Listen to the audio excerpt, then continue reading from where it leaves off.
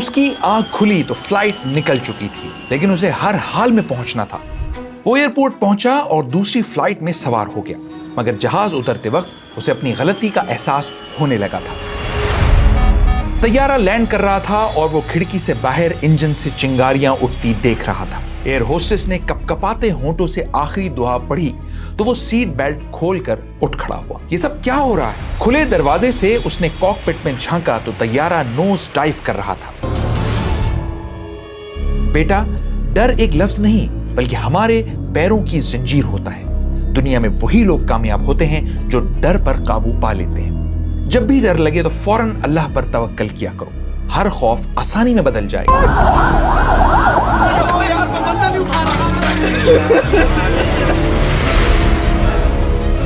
80 ton वजनी तैयारा concrete की छतों को छीलते हुए कई टुकड़ों में बिखर चुका था।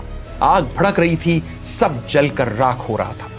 वो जो खुद से बार बार कहे जा रहा था कि तुम बच जाओगे, वो वाकई बच गया। मगर कैसे? ना तो वो सुपरमैन था और ना ही आयरन मैन, वो तो सिर्फ एक बैंकर था। फिर कैसे बच गया? 22 मई 2020 रमजान का आखिरी जुमा था और ईद 2 दिन की दूरी पर थी।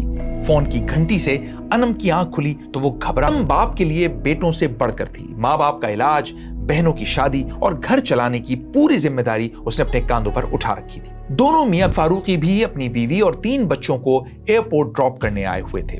आरिफ ने सबसे छोटी बेटी को गोद में लेकर प्यार किया। वो उन्हें प्यार से अप्पा कहती थी। I hugged them goodbye at the airport. I went back to the office expecting call कि यार आरिफ मैं पहुंच गई। 2 माह के लॉकडाउन के बाद ये PIA की पहली परवाज थी जो लाहौर से कराची रवाना हो रही थी। ये वो वक्त था जब दुनिया कोरोना वायरस के शिकंजे में बुरी तरह जकड़ी से ही तैयारे जमीन से लगे हुए थे। 16 मई को जाकर इक्का दुक्का परवाजें शुरू हुई।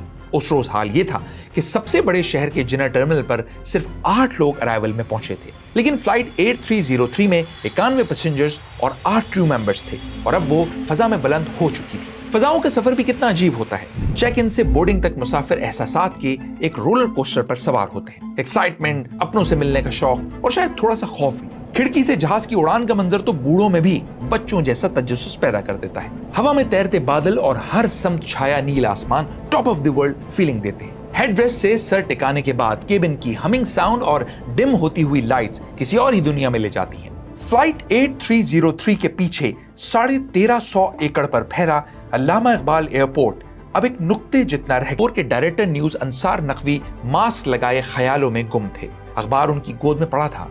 वो 3 माह बाद घर वालों से मिलने कराची जा रहे थे। एक दिन पहले तक वो बाय रोड कराची जाने का प्रोग्राम बना चुके थे, सामान भी गाड़ी में रख लिया था। फिर अचानक PIA की इस स्पेशल फ्लाइट छांट करने वाले अंसार नकवी को क्या खबर थी कि चंद घंटों बाद वो खुद एक खबर बन चुके होंगे। एयरबस A320 बेहतरीन वर्किंग कंडीशन में था, जो क्लाइम करके अब 34,000 फुट पर आ चुका था। ये तैयारा दुनिया के महफूज तरीन तैयारों में से एक समझा जाता है। अपने परों में 2 ताकतवर इंजन समोए ये 16 साल पूरे कर चुका था, लेकिन यही 2 इंजन आगे चलकर सब कुछ बदलने वाले थे। फ्लाइंग पायलट उस्मान आजम ने करीब रखी बोतल उठाकर सैनिटाइजर हाथों पर मला और एहतियात से मास्क थोड़ा नीचे खिसका। एयर होस्टेस अनम मकसूद ने कॉकपिट में आकर स्नैक्स का पूछा। मास्क पहने दूसरे पायलट ने मुड़कर अनम को देखा और सख्त लहजे में कहा, पट्टी पर छाए सफेद बालों में 17,000 घंटों का फ्लाइंग एक्सपीरियंस लिए ये कैप्टन सज्जाद कुल थे। इस फ्लाइट के निगरां पायलट यानी जहाज उस्मान को उड़ाना था और उनका काम मॉनिटरिंग था।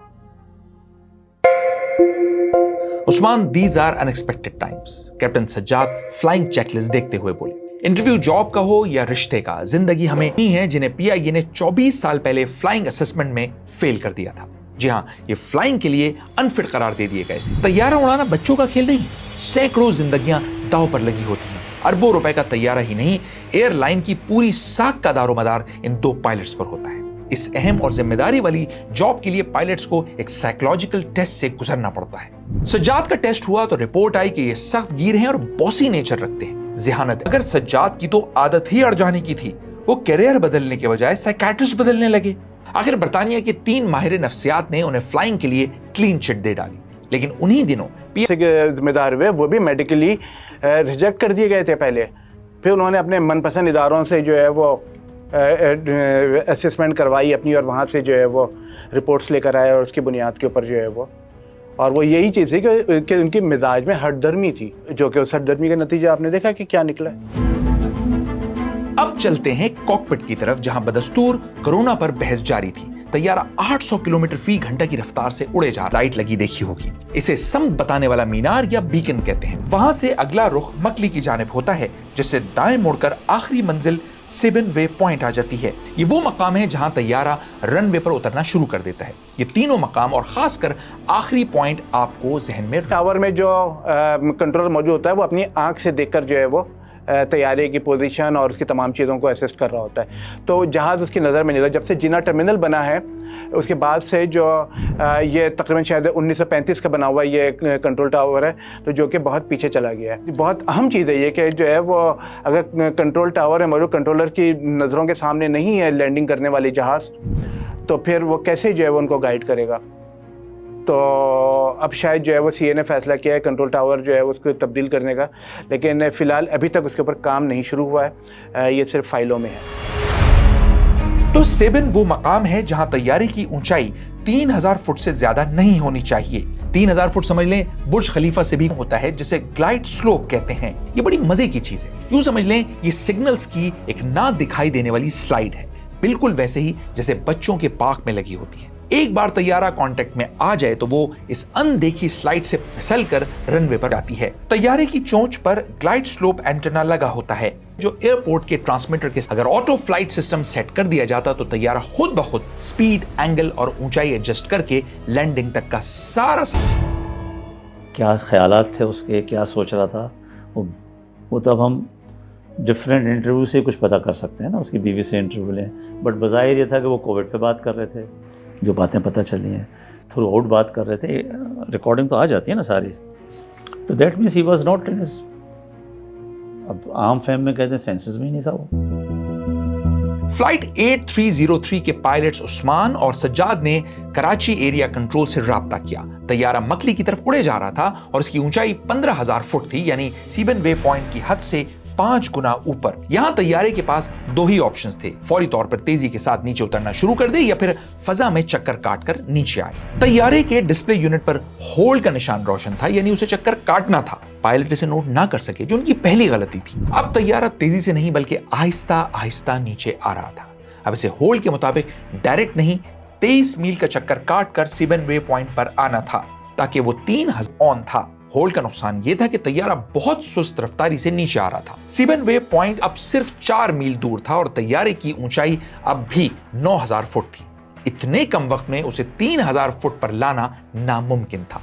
पायलट्स अब भी इस खतरे से बेखबर बातों में लगे कॉन्फिडेंस से जवाब दिया, जी बिल्कुल। न जाने ये कैसा जवाब था, मगर कंट्रोलर का सवाल बहुत अहम था। यही वो मॉनिटर करके उन्होंने कोई एक्शन ही नहीं लेते हैं, क्योंकि हम डरते हैं एक्शन लेने से। देखें, जब एयरफोर्स की बता दूं मैं आपको, जो एयरफोर्स में जब क्रैश होता है या होते थे, तो उस वक्त फोल्डर खुलते हैं कि जब वो ISS भी जाता है ना, साइकोलॉजिकल एग्जामिनेशंस होते हैं सारे, फोल्डर से पता चल जाता है कि इसकी तो ये वीकनेस थी। उस वीकनेस के साथ फिर उसकी ट्रेनिंग हुई, वहाँ भी कुछ लिखा हुआ है। तो वाई ये मेरा बहुत एयरफोर्स में मेरा ये था कि भाई हम उस दिन का, जिस दिन एक्सीडेंट होता है, तो हमारे यहाँ तो अभी भी कल परसों हुआ है एक एक्सीडेंट, तो हमारे यहाँ शुक्र ये है कि वो इजेक्ट कर जाते हैं, तो कम से कम उसकी स्टेटमेंट हो जाती है और फिर उसको ग्राउंड कर देते हैं। तो मैं ये कहता था कि एक एयरक्राफ्ट लूज़ करने के बाद आप फैसला करते हैं, 1 साल पहले कर लें, उसको ग्राउंड कर दें। But it's difficult, politics, management weakness. Captain गुल के पास इतनी ऊंचाई से नीचे आने का कोई प्लान न था, ना दोनों पायलट्स ने आपस में इस मोड ओपन डिसेंट पर सेट कर दिया। इसका मतलब यह था कि अब तैयारे को ऊंचाई से एकदम तेजी के साथ नीचे आना था। इतने कम फासले पर ओपन डिसेंट मोड एक्टिवेट करना मौत को दावत देने जैसा है। 8303 अब भी 9000 फुट की बुलंदी पर थी और ग्लाइड स्लोप 4500 फुट नीचे था। रनवे पर आने के लिए सिर्फ 14 मील का फासला बाकी था। अब फ्लाइट 8303 अपनी आखिरी मंजिल सीबन वे पॉइंट पर आ चुकी थी, लेकिन इसकी ऊंचाई दुगनी से भी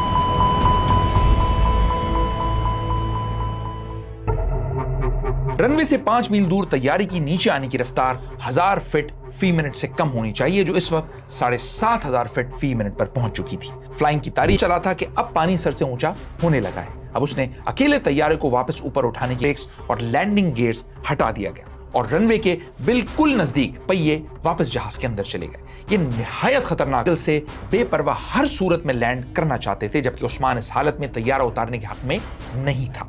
शायद इसीलिए उसने landing gear retract. Captain Gul ने फिर बगैर हैंडिंग ओवर के तैयारे का कंट्रोल अपने हाथ में ले लिया और अब वो मॉनिटरिंग के बजाय खुद जहाज उड़ाने में आजाद भुगतना पड़ा। कॉकपिट में अब मुकम्मल कंफ्यूजन थी। वार्निंग सायरन्स बज रहे थे और एयर कंट्रोलर भी मुसलसल खबरदार किए जा। नॉट डाउन की वार्निंग तैयारे के पैनल पर ब्लिंक करने लगी, यानी कई और अलार्म्स के बीच एक और अलार्म बजना शुरू हो गया। रो का इशारा भी चीख चीख कर खतरे की निशानदेही। अगले ही लम्हे जमीन से टकराने का वार्निंग सिस्टम भी बजना शुरू हो गया। Sink rate too low, pull up, pull up. इस आवाज में लैंडिंग गियर्स की वार्निंग भी कहीं पीछे दब कर रह गई। फॉलो तो क्या करता, पैनल पर मजीद वार्निंग मैसेजेस बजना शुरू हो गए और पायलट्स पहले की तरह इन्हें भी इग्नोर करते चले। 11,000 फुट तवील रनवे सामने था। वक्त था 2:38। तैयारा किसी तेज रफ्तार परिंदे की तरह आया और उसने तकरीबन आधे रनवे पर जमीन को छू लिया। पहिए तो जहाज के अंदर ही बंद थे। जो हिस्सा जमीन से पहले टकराया वो तैयारे को उड़ाने वाले दोनों इंजन्स थे, जिनके रगड़ने से चिंगारियां से निकलने लगी। अंदर बैठे मुसाफिरों को एक जोरदार झटका लगा और फिर ये झटके लगते चले गए। मुसाफिरों की चीखें निकल गईं। बहुत से पैसेंजर्स सीट बेल्ट्स खोलकर वॉकवे में आ गए। एयर होस्टेस और स्टीवर्ड ने दुआएं पढ़ना शुरू कर दी। उन्हें अंदाजा हो गया था कि मामला ठीक नहीं। 18 सेकंड्स तक तैयारा 3 से 4 बार कभी फजा में बाउंस करता तो कभी जमीन से टकराता। कैप्टन गुल ब्रेक्स दबाते रहे, लेकिन वो तो लैंडिंग गियर के साथ अभी तक तैयारे में बंद थे। इंजन के आम पुर्जे बुरी तरह जमीन पर रगड़ खा रहे थे। किसी रिवर्स में चलते 3D प्रिंटर की तरह गियर बॉक्स और इंजन की तहें एक एक करके झड़ रिवर्स थ्रस्ट लगाने की कोशिशों में लगे हुए थे। अचानक दाहिनी तरफ से इंजन में फायर वार्निंग बजना शुरू हो गई। कॉकपिट में अलार्म बजने लगे। उस्मान आजम ने जोर से पुकारा, take off sir, take off. Captain Gul ने फजा में बुलंद हो रहा।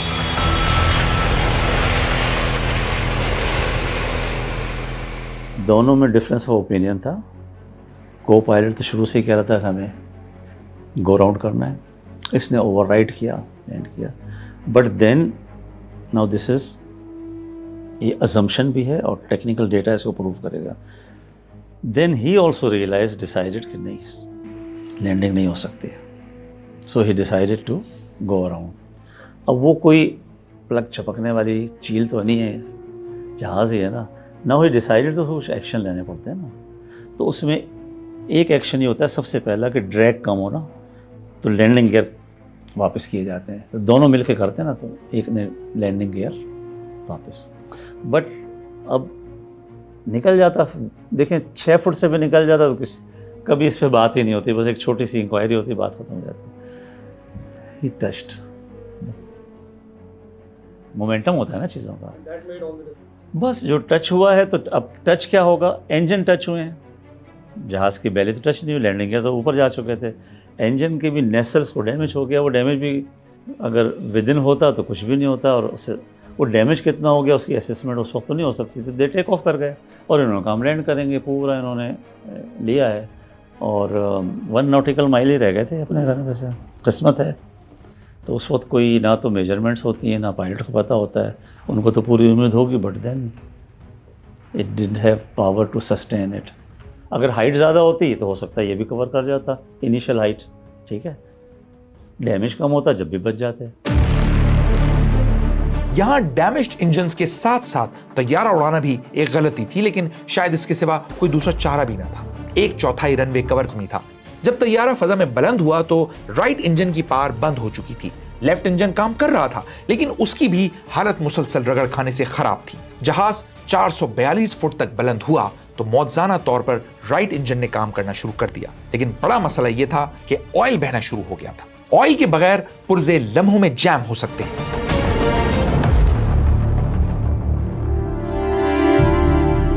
फ्लाइट 8303 अब 2160 फुट पर आ चुकी थी। सांस बहाल हुआ तो पायलट को बाएं मुड़कर 3000 फुट पर आने को कहा। तैयारा खुदा खुदा करके 2670 फुट पर पहुंचा ही था कि तेल बहने की वजह से बायां इंजन बंद होने लगा। यहां एक बड़ी हिमाकत के लिए आधा दायरा मुकम्मल हो चुका था। दोनों पायलट्स जुनूनी हालत में कंट्रोल्स दबा रहे थे, जिससे ड्वेल इनपुट की वार्निंग बजने लगी। क्लीम करते हुए उन्हें देखे बगैर जवाब दिया। अब इंजन नंबर 2 की पावर बढ़ाई गई, लेकिन यहां तेल बह जाने से इंजन से जोरदार आवाजें आना शुरू हो गई थी। 30 सेकंड बाद दायां इंजन भी बाएं इंजन की तरह खामोश हो गया। Both engines, we will be proceeding directly sir, captain Gul ने कंट्रोलर को बता दिया। अब कैप्टन गुल ने पायलट आजम से लैंडिंग गियर डाउन करने को कहा। यही गुफ्तगू अगर चंद मिनट पहले होती तो जो कुछ हो रहा था वो सब ना होता। एक जोरदार आवाज के साथ पहिए जहाज से बाहर आ गए। पहले रनवे था मगर पहिए नहीं थे, अब पहिए थे मगर रनवे पहुंच से दूर था। तैयारा दायरे का 2/3 हिस्सा मुकम्मल कर चुका था। रनवे नजर नहीं, इमारतों के नजदीक होने की वार्निंग थी। इसी लम्हे कैप्टन गुल और पायलट आजम ने मेडे मेडे पुकारना शुरू कर दिया। मेडे मेडे मेडे पाकिस्तान 8303। ऊंचाई बरकरार रखने की आखिरी कोशिश के तौर पर तैयारे की नोज सबसे ऊपर थी, मगर तैयारा तेजी से नीचे आ रहा था। केबिन में कंट्रोलर की आवाजें गूंज रही थी, sir both runways are available, आप लैंड कर सकते हैं। लेकिन कॉकपिट से कोई जवाब नहीं आ रहा था। PIA की परवाज 8303 मोबाइल टावर और मॉडल कॉलोनी के घरों की छतों से टकराती हुई रनवे से सिर्फ 1.5 किलोमीटर दूर क्रैश कर गई। बायां पर एक घर के 3rd फ्लोर से टकराया तो बड़ा धमाका हुआ। बाकी तैयारा झूलता हुआ सड़क पर आ गया और कई घरों और कारों पर मलबे की शक्ल में गिर पड़ा। तैयारे के पुर्जे 100 मीटर के दायरे में हर तरफ बिखर गए।